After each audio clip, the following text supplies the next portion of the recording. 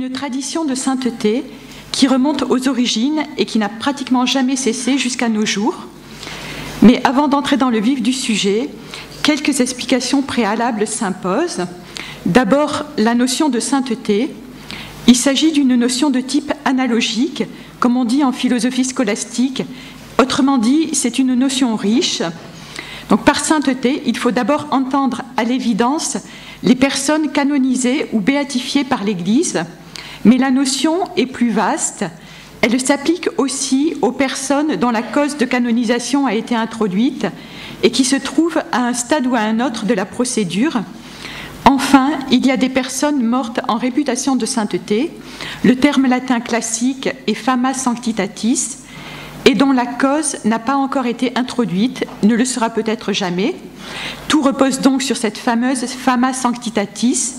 C'est un phénomène populaire, durable, qui se manifeste par des prières adressées à la personne décédée, par des pèlerinages sur sa tombe, par des ex-voto, par des biographies de divers types, où la personne est qualifiée de sainte. Notre seconde précision concerne le pourquoi de cette communication. En 2005, avec Joachim Boufflet et Bernard Peyrous, nous avions cherché à savoir si en France, en Belgique, en Suisse et au Québec, il y avait des personnes mortes en réputation de sainteté dans la deuxième partie du XXe siècle. Un ouvrage en était sorti qui recensait 95 personnes. Et à l'occasion de ce travail, nous nous étions aperçus que le Québec, de fait, avait donné récemment plusieurs personnages qui ont une réputation de sainteté. Pardon.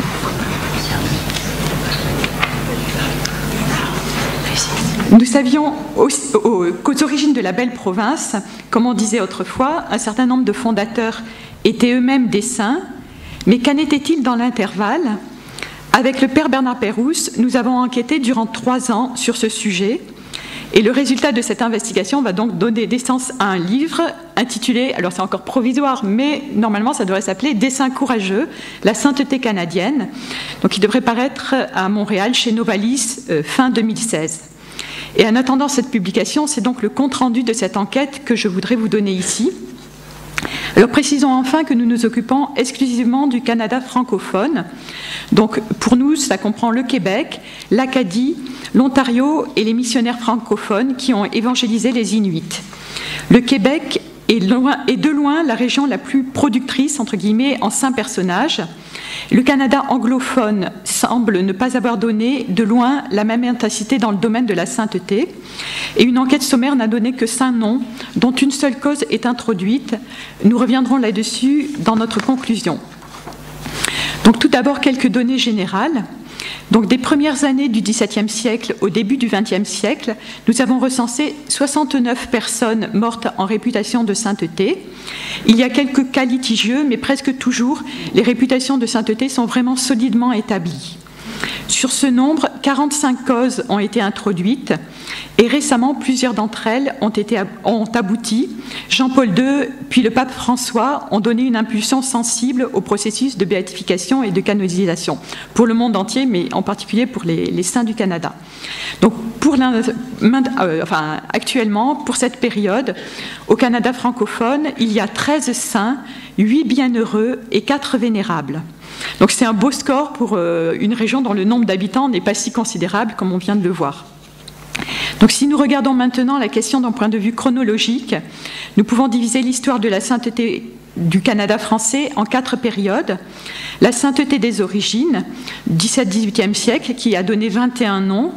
La sainteté du 19e siècle, 14 noms. La sainteté du premier XXe siècle, c'est-à-dire de 1901 à 1960, qui nous a donné 22 noms, et la sainteté du second XXe siècle, de 1960 à l'an 2000, qui nous a donné 9 noms. Je précise que nous nous basons toujours sur les dates de décès des personnes envisagées. Donc maintenant, nous allons envisager chronologiquement chaque période. Donc la sainteté des origines, au XVIIe-XVIIIe siècle, Donc, comme on l'a vu, quand une chrétienté se fonde, souvent elle est fécondée par le sang des martyrs, comme s'il y avait, de la part de la société, une sorte de refus violent d'accueillir l'Évangile, refus qui n'est surmonté que par l'acceptation du martyr de la part des premiers évangélisateurs. Et ceux-ci, en général, ont le sentiment de combattre frontalement contre le diable. Ils le chassent, en quelque sorte, d'un territoire qu'il avait occupé. On le voit notamment lorsqu'il plante des croix, par exemple. Donc on retrouve cela aussi bien chez les premiers chrétiens que chez les missionnaires en Chine. Et comme on l'a vu, le Canada n'a pas échappé à cette règle. Donc les missions jésuites auprès des Hurons ont abouti au martyre de 8 religieux canonisés. Donc je vais vous redonner les noms qui viennent d'être donnés dans la précédente communication, mais je crois que c'est important de les réentendre. Donc la plupart ont été tués par les Iroquois dans des conditions abominables. Donc ils ont été tués entre 1642 et 1649. Donc René Goupil, Isaac Jogues, Jean de Lalande, Antoine Daniel, Jean de Brébeuf, Gabriel Lallemand, Charles Garnier et Noël Chabanel. Donc la plupart ont été martyrisés dans l'état actuel de l'Ontario. Et donc le sanctuaire des martyrs canadiens, non loin du lac Huron, conserve le souvenir de leur sacrifice. Et c'est vraiment un lieu très émouvant. Cette épopée missionnaire est vraiment une très belle épopée de l'histoire de l'Église. Et en outre, 2 autres jésuites dont on n'a pas introduit la cause ont eu eux aussi une réputation de sainteté. Pierre-Joseph Chaumonot, qui est mort en 1693, et François-Joseph Bressani, mort en 1672, qui avait été torturé par les Iroquois et a été racheté et libéré par les Hollandais. Il avait eu les mains mutilées et quand on le voyait célébrer la messe, il a dû avoir une dispense spéciale pour pouvoir célébrer la messe avec ses moignons. Et on avait l'impression, paraît-il, de voir un saint vivant, tellement son témoignage parlait de lui-même. Donc, à côté des martyrs, à la même période, on trouve 2 foyers de sainteté, Québec et Montréal. Cela n'étonnera personne puisque le reste du Canada était quasiment dépourvu de présence chrétienne. Donc, à Québec, donc le visage qui domine est celui de l'Ursuline Sainte-Marie de l'Incarnation, on en a suffisamment parlé. Donc, la grande mystique que Bossuet appelait la Thérèse du Nouveau Monde. Le pape François a canonisé le premier évêque Saint-François de Montmorency-Laval, on a aussi cité son nom hier. Et à côté de ces 2 personnages, ont également vécu dans le Québec des origines la bienheureuse Catherine de Saint-Augustin, Augustine hospitalière, également une grande mystique, et le frère Didas Pelletier, franciscain récollet, mort en 1699. Donc la fondation de Montréal, on en a suffisamment parlé, je crois, c'est un chapitre vraiment étonnant dans l'histoire de la sainteté. Donc, on n'a pas pris en compte dans notre enquête les saints personnages restés en France qui font l'arrière-plan de la Fondation de Montréal. Je vais encore une fois les citer, même si on en a abondamment parlé depuis hier. Donc, le vénérable Jérôme Leroyer de la Dauversière, Jean-Jacques Ollier, qui a soutenu l'entreprise de toute sa force, Marie de la Fère, qui a envoyé donc ses filles Augustine de l'Hôtel-Dieu de la Flèche, et Jean de Bernière-Louvigny, un précieux soutien également pour l'entreprise. Il faudrait en citer également d'autres, mais voilà les principaux. Et sur place même, à Montréal, on peut citer la vénérable Jeanne Mance, donc la cofondatrice de Montréal, avec Monsieur de Maisonneuve, et Sainte Marguerite Bourgeois, la fondatrice de la première congrégation de religieuses canadiennes, les Sœurs de Notre-Dame de Montréal. Et dans la même ville, on peut citer le cas extraordinaire de Jeanne Lebert, mort en 1714, recluse près de Notre-Dame du Bon Secours, qui était la chapelle construite par Marguerite Bourgeois. C'est aussi le premier personnage d'origine européenne mort en réputation de sainteté et né au Canada. Et à Montréal également, au XVIIIe siècle, Sainte Marguerite Diouville est la première fondatrice de communauté née au Canada. Pour terminer, on va encore citer 3 noms. Sainte Catherine Tekakwitha, morte en 1680, la première indienne à être canonisée en Amérique du Nord, et 2 ecclésiastiques peu connus qui ont vécu la Révolution française. Le bienheureux André Grasset de Saint-Sauveur, né au Canada, martyrisé à Paris au séminaire des Carmes en 1792, et l'abbé de Calonne, mort en 1822, prêtre français exilé au Canada à cause de la Révolution et qui mourut aumônier des Ursulines de Trois-Rivières. Maintenant, la sainteté au XIXe siècle. De Paris de 1763, donc les Canadiens français constituent une population peu nombreuse soumise aux Britanniques. Le gouvernement, la bourgeoisie sont le fait des anglophones, et par ailleurs, le départ de l'essentiel de la noblesse et de la bourgeoisie francophone a déstructuré partiellement la société. Et enfin, une immigration anglophone, comme on l'a vu, qui est très importante, risque de noyer complètement les francophones. Pour survivre, les Canadiens français adoptent une politique de natalité extrêmement efficace et s'appuient sur l'Église, qui devient en quelque sorte la matrice de la nation. Tout est à faire ou à refaire dans le domaine des hôpitaux, de l'assistance, de l'instruction. Et cet énorme défi va être relevé en particulier par les saints. On assiste donc à une nouvelle éclosion de sainteté qui prend des formes diverses. C'est notamment la période des grandes fondatrices, donc un certain nombre de personnalités remarquables au point de vue humain et spirituel, créent des communautés de femmes qui peu à peu s'occupent de tous les besoins de la société. À la même période, en France, Monseigneur Angebaud, évêque d'Angers, disait « Il suffit de frapper du pied sur le sol pour en faire sortir des religieuses ».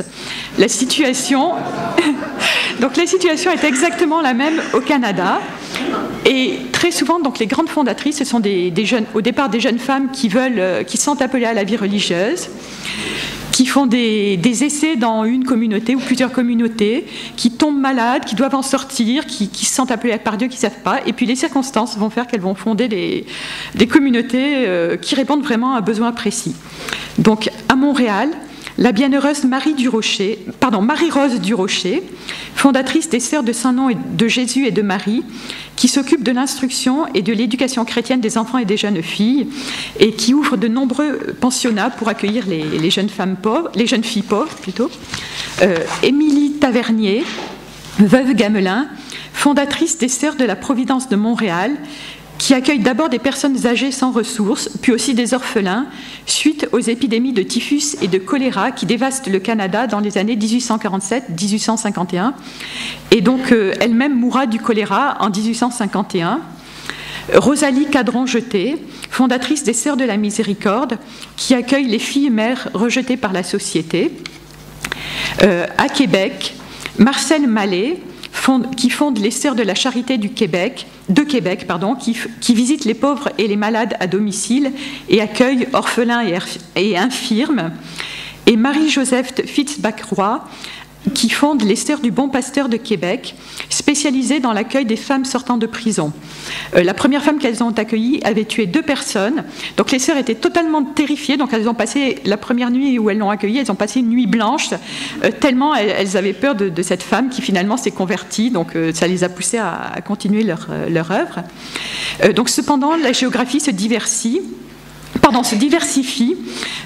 donc dans ces fondations à l'intérieur et à l'extérieur du Québec. Ainsi, Élisabeth Bruyère fonde les Sœurs de la Charité d'Ottawa, orphelinat, hospice, pensionnat, hôpital, là encore. Élisabeth Turgeon fonde les Sœurs de Notre-Dame du Saint-Rosaire à Rimouski. Elle envoie les sœurs 2 par 2 dans les écoles de villages isolés. Donc là, au départ, c'était très mal vu parce que normalement, les sœurs avaient quand même, vivaient dans un couvent, toutes ensemble. Mais en fait, elles se sont aperçues que certaines familles étaient trop pauvres, même pour envoyer des enfants à l'école, même en pensionnat, parce que il fallait payer le voyage, il fallait payer un trousseau, et même ça, ces familles ne pouvaient pas. Donc c'est pour ça qu'elles partent dans des villages très très pauvres. Et là, notamment, les 2 premières, elles arrivent dans une école, c'est une pièce, donc il y a un rideau pour séparer leur lit de la salle de classe. Pendant l'hiver, des parents portent leurs enfants à l'école dans leurs bras et les ramènent le soir en les portant dans leurs bras parce qu'ils sont trop pauvres pour avoir des chaussures. Donc l'hiver, il y a de la neige, il fait très froid. Donc ces enfants ne peuvent absolument pas se déplacer à l'extérieur.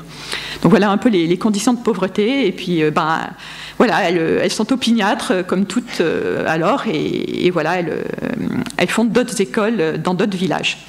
Donc la bienheureuse mère Marianne Sureau-Blondin, qui fonde les Sœurs de Sainte-Anne à La Chine, tout près de Montréal, une congrégation très pauvre dédiée à l'enseignement.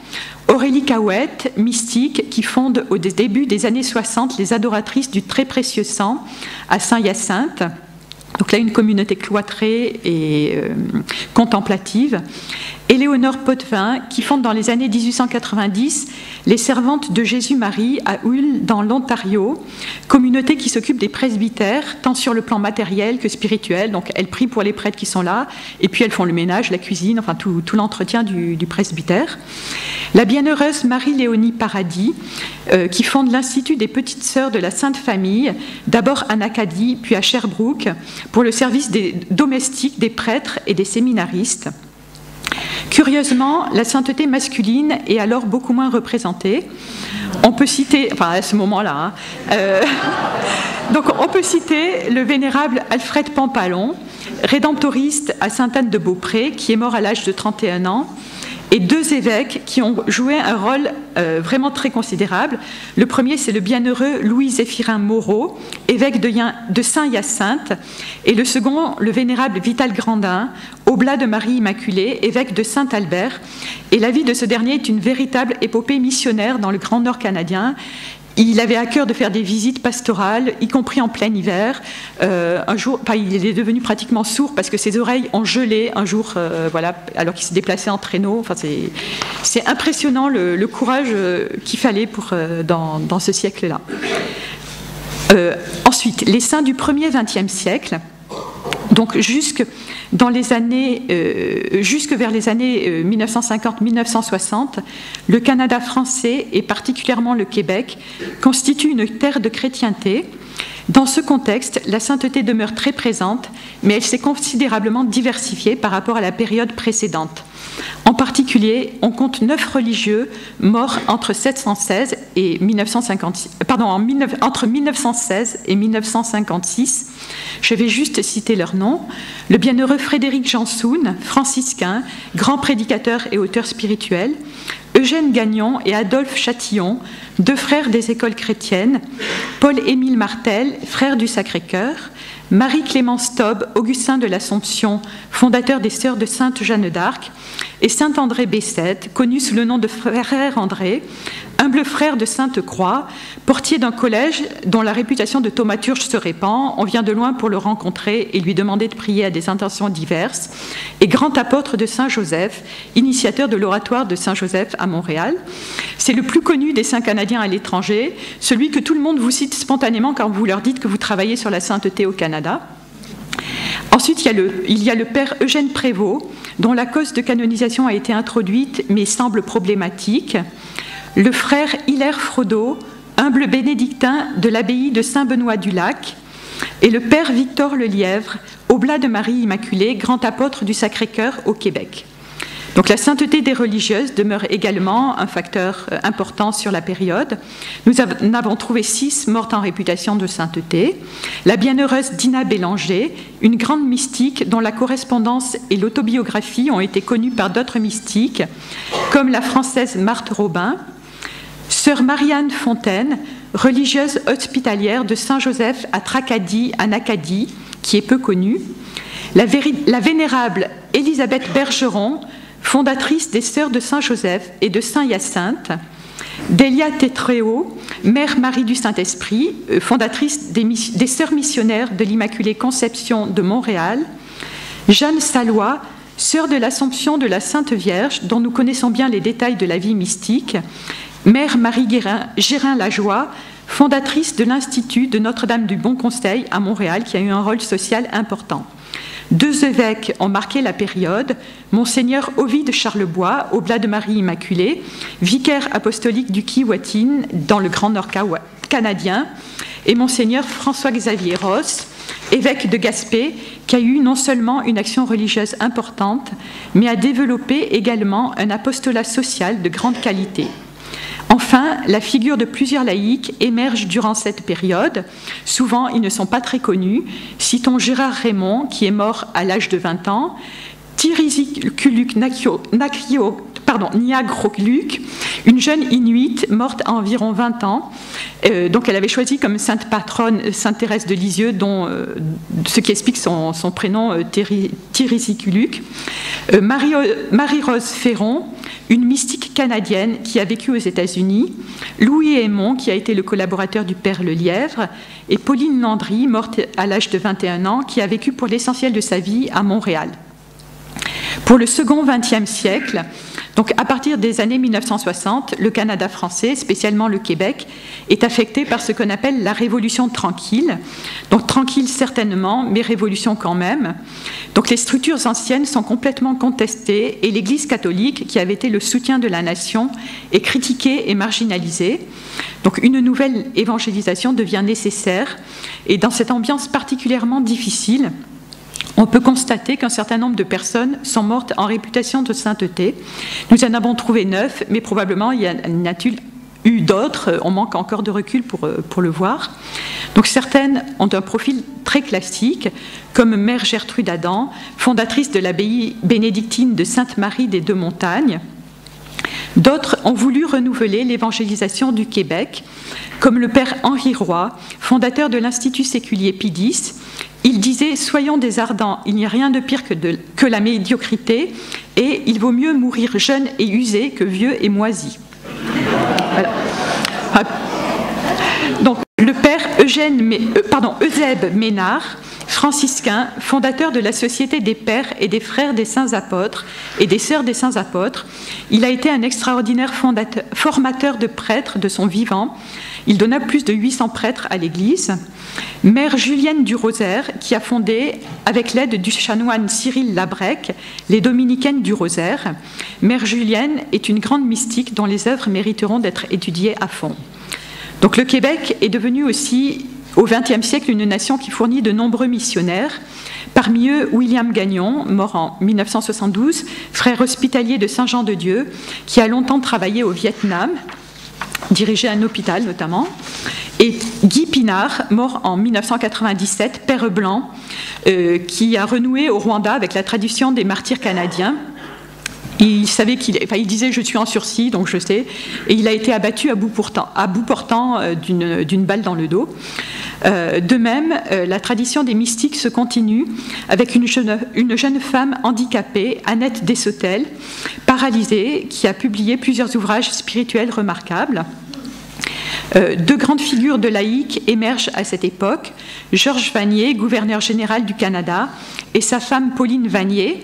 Donc, ce sont de modèles de chrétiens agissant dans la vie publique. Ils sont les parents de Jean Vanier, le fondateur de l'Arche. Terminons enfin sur un personnage spectaculaire, le père Emiliano Tardif, religieux du Sacré-Cœur d'Issoudun, missionnaire à Saint-Domingue, puis dans le monde entier, figure très connue du renouveau charismatique, appelé un véritable saint à miracle. En guise de conclusion, on peut dire que l'existence d'un courant de sainteté permanent au Canada français est un phénomène établi des origines à nos jours. Le Canada français est probablement une des régions du Nouveau Monde qui a donné le plus de personnes mortes en réputation de sainteté, avec le Pérou et le Mexique. Il ne semble pas, à l'heure actuelle, jusqu'à mieux informer, qu'il y ait d'autres équivalents ailleurs, donc pour l'Amérique. Et en dépit des difficultés actuelles que peut connaître le Canada français, cela reste un sérieux motif d'espérance parce qu'on voit que le Seigneur suscite vraiment les saints dont le monde a besoin pour un moment donné. Voilà.